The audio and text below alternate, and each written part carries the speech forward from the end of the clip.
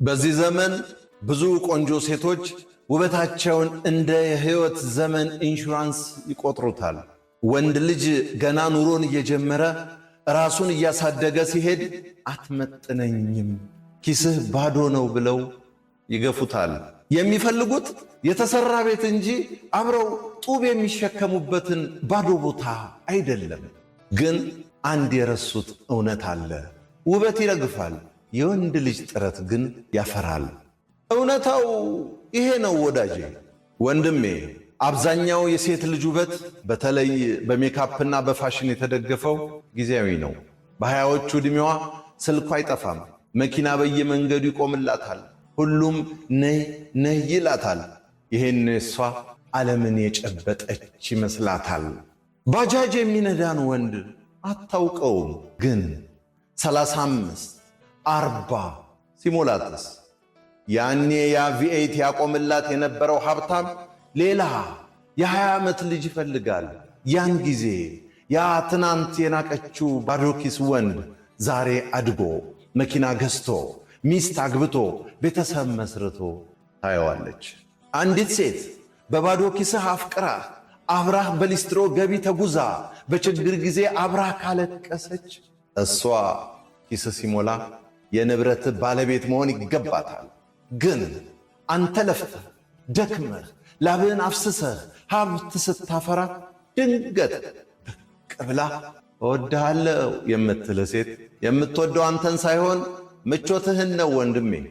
ወዳጄ ቤቱን የሠራኸው አንተ ከሆንክ ቁልፉን ለማንም አሳልፈህ አትስጥ። ማኅበረሰቡ ለወንድና ለሴት የተለየ ሚዛን አለው።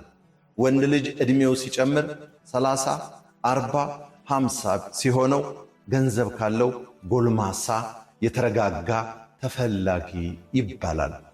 ሴት ልጅ ግን ዕድሜዋ ሲገፋ ውበቷ ሲቀንስ ማኅበረሰቡ ጊዜው አለፈ ይላታል። ስለዚህ እህቴ ዛሬ በውበትሽ ተማምነሽ የወንድን ጥረት የምትንቂ እህት ጊዜ ሚዛኑን ሲያዞረው ያንቺ ውበት ሲያልቅ የእሱ ኪስ መሙላቱ አይቀርም። አንተ ወንድ ዛሬ ኪስ ባዶ ስለሆነ ቆንጆ ሴት ስለናቀችህ አትዘን። ይህ ላንተ ትልቁ በረከት ነው። ምክንያቱም በማንነትህ ሳይሆን በኪስ ልትለካህ የነበረችውን ነጋዴ አስቀረልህ ማለት ነው። አሁን ፎከስ አድርግ፣ ስራህን ስራ። ሴትን ለማሳደድ የምታጠፋውን ጊዜ ራስህን ለማሳደግ ተጠቀምበት። አንተ ራስህን ስትገነባ ትክክለኛው ሰው ትክክለኛው ጊዜ ላይ ያለምንም ቅድመ ሁኔታ ይመጣል። እህቴ የምነግርሽ ውበትሽ ቪዛ ሊሆንሽ ይችላል፣ ግን ፓስፖርት አይሆንሽም። መግቢያ በር ይከፈትልሻል እንጂ ዘላቂ መኖሪያ አይሰጥሽም።